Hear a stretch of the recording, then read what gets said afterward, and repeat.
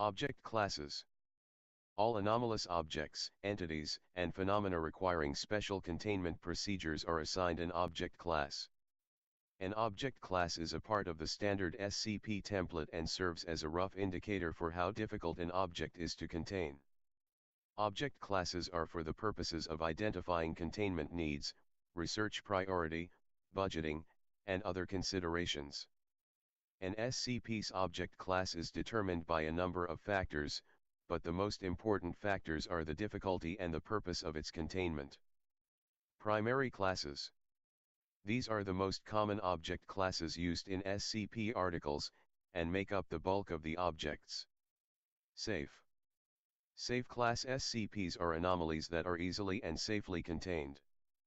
This is often due to the fact that the Foundation has researched the SCP well enough that containment does not require significant resources or that the anomalies require a specific and conscious activation or trigger. Classifying an SCP as safe, however, does not mean that handling or activating it does not pose a threat. Euclid. Euclid class SCPs are anomalies that require more resources to contain completely or where containment isn't always reliable. Usually this is because the SCP is insufficiently understood or inherently unpredictable. Euclid is the object class with the greatest scope, and it's usually a safe bet that an SCP will be this class if it doesn't easily fall into any of the other standard object classes. As a note, any SCP that's autonomous, sentient, and/or sapient is generally classified as Euclid, due to the inherent unpredictability of an object that can act or think on its own. Keter. Keter class SCPs are anomalies that are exceedingly difficult to contain consistently or reliably, with containment procedures often being extensive and complex.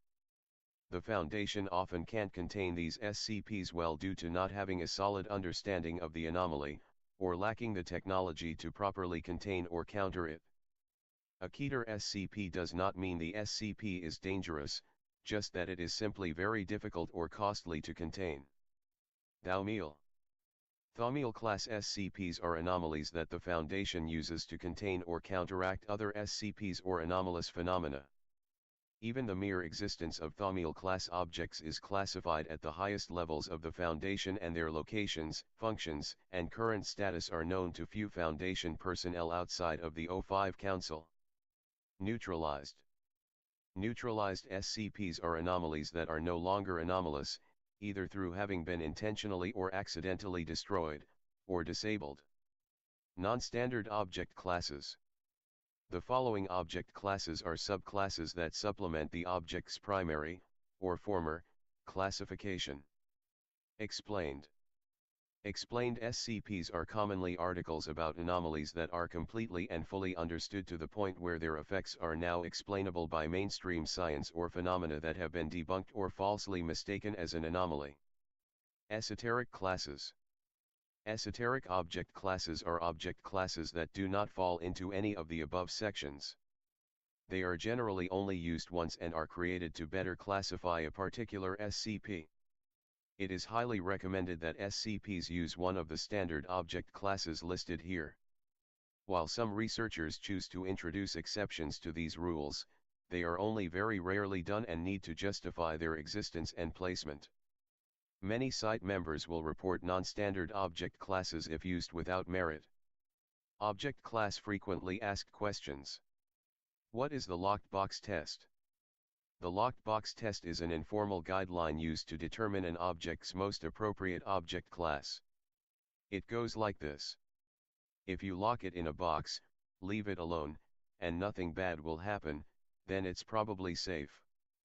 If you lock it in a box, leave it alone, and you're not entirely sure what will happen, then it's probably Euclid. If you lock it in a box, leave it alone, and it easily escapes, then it's probably Keter. If it is the box, then it's probably Thaumiel. Note that as a special consideration, something that is autonomous, alive, and/or sapient is almost always at least Euclid class. That is, if you lock a living thing in a box and forget about it, it will eventually suffocate or starve to death, and that's not a good outcome. Something that is intelligent could also end up being smart enough to outwit its containment procedures and or stop cooperating with the Foundation's attempts to contain it, making it more dangerous than it otherwise might be. If an SCP is very dangerous, should its object class be higher? No, danger does not really affect an SCP's object class. As has been reiterated several times, an item's object class is more based on the difficulty of containment rather than the danger it otherwise poses. For example, a button that can destroy the entire universe when it's pressed would be safe, whereas a cat who randomly switches places with another cat anywhere on Earth would be considered Keter.